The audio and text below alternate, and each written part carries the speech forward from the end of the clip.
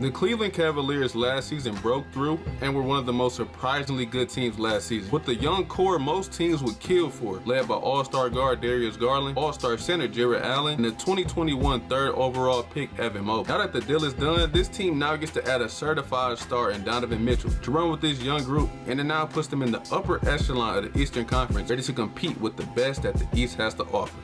What's good, YouTube, man? Welcome back to another episode of Self Check. If you've been watching, you know that I'm E. Before we get back to the video, man, just real quick, be sure to drop a thumbs up on this video if you're feeling it.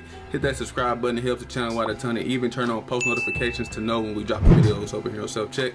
Let's get back to the video. A package of Lauri Markkanen, Colin Sexton, and Ochai Agbaji, and a handful of picks was enough to land the Cavs the top 20 player in the NBA. Donovan Mitchell's time with the Jazz, we all knew was coming to an end. From him and Rudy Gobert never quite getting on the same page. From the roster never feeling like it was taking the necessary leaps to become a true contender, and ultimately never making a deep playoff run. It just felt like Donovan Mitchell's time in Utah ran its course. Now Donovan gets to don the wine and gold in Cleveland, where it almost feel like it's a complete upgrade from the Jazz. Donovan now has legit all-star caliber teammates around him, a legit second option who can take the pressure off for him, so he doesn't always have to be the main guy who always comes down and gets the bucket. Donovan's usage rate was insanely high last season. Like, check this out. He was right at the top with Jokic, Giannis, and Luka. As we all know, those guys always got the ball in their hand. Donovan Mitchell now gets to play with not only one, but two bigs that can actually rotate over and send shots to the 8th row, and that can actually guard the perimeter and not get cooked on. Also, check this out. In all-time scoring averages in the playoffs, right, Donovan is already 7th place. In the 39 games Spider has played, he averages 28.3 points per game in the playoffs. And if y'all thinking to yourselves, yo, E, who the other players on that list? Don't worry, I got y'all covered. LeBron, Jerry West, KD, Ivo, Luka, MJ. The difference separating Donovan from the rest of this pack is that those guys have actually made deep playoff runs, whether it be to the conference finals, NBA finals, or, as we know, some of these guys have won the whole damn thing. Is Donovan Mitchell good enough to be a #1 and win it big as a #1 option? Maybe, maybe not. But I feel like a fresh start in Cleveland is the best thing for him right now, and only time will tell how good or great he can be in the land. This 2022-2023 Cavs team is straight up loaded with talent. This squad, no doubt, will be the best non-LeBron Cavs team we've seen in a while. Now, I don't know if they'll be the best non-LeBron Cavs team ever, though, because the Mark Price 90s Cavs had a few seasons where those boys won 55 games on multiple occasions. And actually, while I'm on this subject, shout out to Mark Price too. Dude is easily one of the most slept-on point guards from the 90s. The fact that the Cavs still have guys like K-Love, who look like he found his love for the game again after at one point looking like he wanted absolutely nothing to do with this team. They still got Darius LeBron, who they got from Indiana, and ever since he's landed in Cleveland, he's good for at least 14 to 15 points a night. Like, you can just pencil that in for Darius LeBron. So they got that going for him. And they're bringing back Ricky Rubio, a guy who, in my opinion, really helped Darius Garland grow as a scorer. Because while Rubio is running the show, all DG really got to do is focus on getting buckets. And heck, he even helped him grow as a floor general in the NBA, just with the nuances that comes with running the point guard spot in the NBA. The Cavaliers were still able to hold on to a guy like Isaac Okoro, who more than likely will round out that starting five,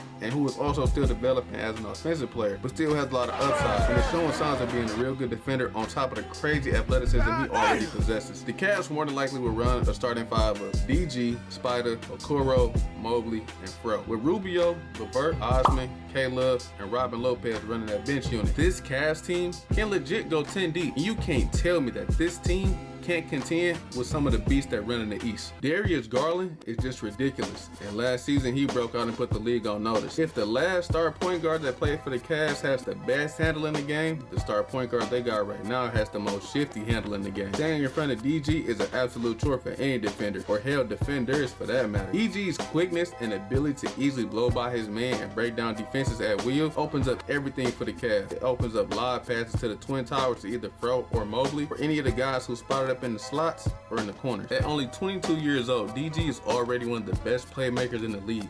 Last season, he averaged 8.6 assists per game last season, which was good enough for 6th best in the league. On top of that, DG is a sniper too, an underrated one at that. Last season, he shot 38% from 3 on about 7 attempts, and he was knocking in about 3 of those attempts a night. DG isn't even anywhere near his prime, and he's doing what some of the best guards right now in the league are doing. DG is one of only 3 players last season who averaged 22 points a game on about 8 assists and that shot 35% or better from 3. DG is already writing his name in the Cavs record books. DG's name is right next to LeBron as the only players in Cavs history to put up 20 points per game and 8 assists for an entire season. Darius Garland is locked in with the Cavs for the next handful of years and will be running the show in the lane going forward. And I think that's something Cavs fans should definitely be excited about. Even though Donovan Mitchell is the star the Cavs need right now, ultimately in a few years I think Evan Mobley will be the guy who takes them where they're ultimately trying to go. The hype surrounding the potential of what Mobley can be is real. At times Mobley shows glimpses of things that just some bigs just shouldn't be able to do. Coming out of college, scouts were saying he's a mix of Chris Bosh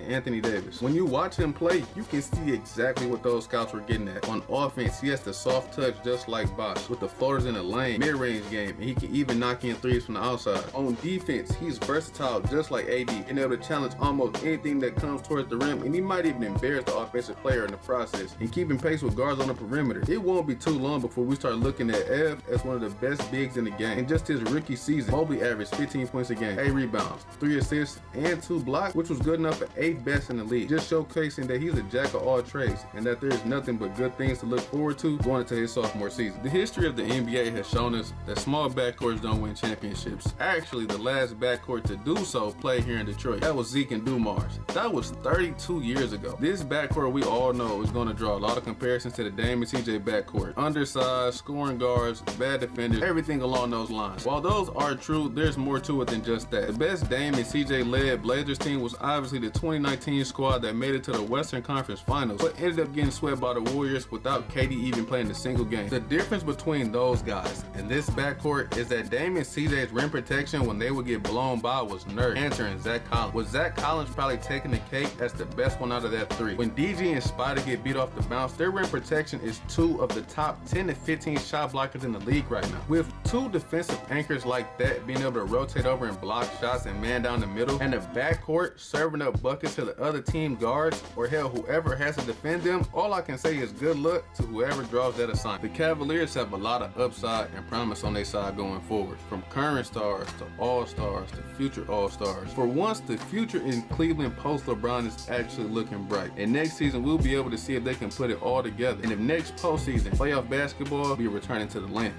Alright, y'all, I'm gonna call a wrap on this one. This is all I got for y'all for today. I'm telling y'all, man, this Cavs team is about to be scary. It's a chance they might even be the must-watch team going into this upcoming season. Like, comment, subscribe, do all that good stuff, man. It helps the channel out a ton. Even turn on post notifications so you know when we're dropping videos over here on Self Check. I appreciate all you guys tuning in to another one. I'm E. I appreciate y'all rocking out with me, and I'm gonna catch y'all in the next one. Peace.